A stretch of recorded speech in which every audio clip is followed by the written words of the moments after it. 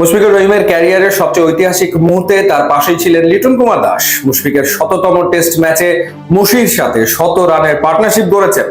সেঞ্চুরির মুহূর্তে তিনি উইকেটেই ছিলেন, তিনিও আসলে ইতিহাসের সাক্ষী হয়ে গেছেন।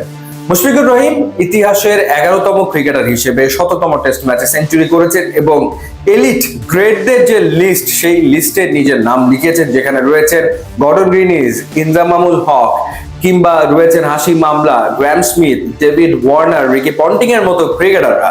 সেই তালিকাতে উঠে গেছে মুশফিকের নাম। এবং লিটন কুমার দাস, তিনি ১২৮ রানের একটা অনবদ্য ইনিংস খেলেছেন। Another classic innings Liton Kumar দাসের। এবং যেটা বলছিলাম যে তার পঞ্চম সেঞ্চুরি পূর্ণ হয়ে গেল। এই পঞ্চম সেঞ্চুরির জন্য তাকে কিন্তু ওয়েট করতে হয়েছে অলমোস্ট ১৪ মাস, কারণ ২০২৪ সালের অগাস্টে তিনি পাকিস্তানের বিপক্ষে রাওয়ালপিন্ডিতে সেঞ্চুরি করেছিলেন। এরপর ১৫টা ইনিংসে সেঞ্চুরির দেখা পাননি লিটন কুমার দাস, অবশেষে তিনি পেলেন।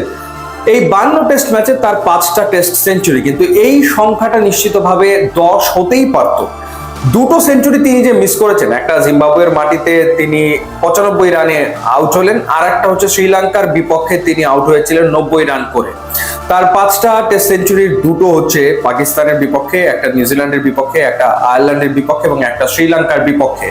ইনফ্যাক্ট ৮০ থেকে ৯৫ রানের ভেতরে তিনি ৫বার আউট হয়েছেন। সো এই ৫টা যদি সেঞ্চুরি হয়ে যেত, তাহলে নিশ্চিতভাবে ৫২ টেস্টে ১০টা সেঞ্চুরির মালিক হয়ে যেতেন লিটন কুমার দাস। তার হাফ সেঞ্চুরির সংখ্যা হচ্ছে ১৯, অর্থাৎ কনভার্সন রেট কিন্তু খুব একটা ভালো না। আগামী দিনে নিশ্চয়ই লিটনের এই কনভার্সন রেট বেটার হবে এবং তার সেঞ্চুরির সংখ্যা বাড়বে, তেমনটা আমরা প্রত্যাশা করি। কারণ যখন মুশফিকুর রহিম আসলে অবসরে চলে যাবেন, আমরা জানি না তিনি কতদিন খেলবেন, নিশ্চিতভাবে হয়তো আরো কিছুদিন খেলবেন, তারপরে হয়তো তিনি অবসরে যাবেন। তারপর কিন্তু লিটন কুমার দাসই আসলে বাংলাদেশের টেস্ট ক্রিকেটের মূল স্তম্ভ হয়ে উঠবেন, মূল ব্যাটার হয়ে উঠবেন, যেমনটা এতদিন মুশফিকুর রহিম ছিলেন।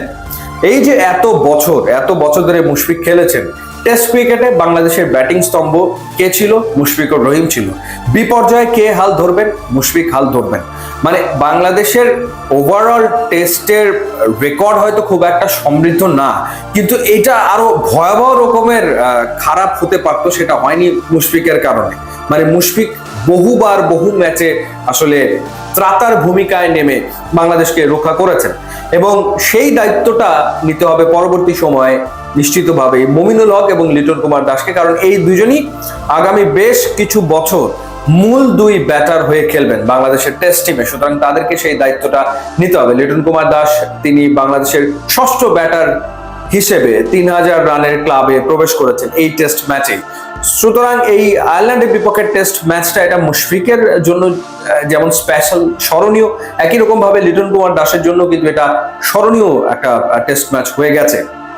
সবচেয়ে বড় ব্যাপার যে যেখানে মুশফিক শেষ করবেন সেখান থেকে আসলে লিটনকে ক্যারি করতে হবে, লিটনকে সেই দায়িত্বটা নিতে হবে। এবং সম্ভবত সে কারণে, প্রকৃতির ইচ্ছাতেই, নিয়তির কারণেই মুশফিকের ওই ঐতিহাসিক মুহূর্তে, সেঞ্চুরির মুহূর্তে লিটন কুমার দাসই আসলে উইকেটে তার সাথে ছিলেন, তার সঙ্গে ছিলেন।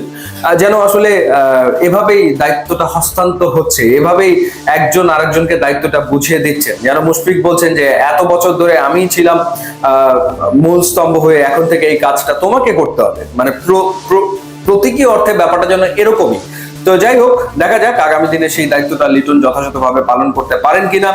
এবং ৫২ টেস্ট খেলছেন লিটন কুমার দাস, তিনিও আসলে আরো সামনে অনেক টেস্ট খেলবেন, সেটাই আমরা প্রত্যাশা করি। এবং তার রেকর্ডও সমৃদ্ধ হবে এবং একই সাথে বাংলাদেশের টেস্টে ভালো ফলাফল করবে, সেখানে অবদান রাখবেন এলকেডি, সেটাই আসলে আমাদের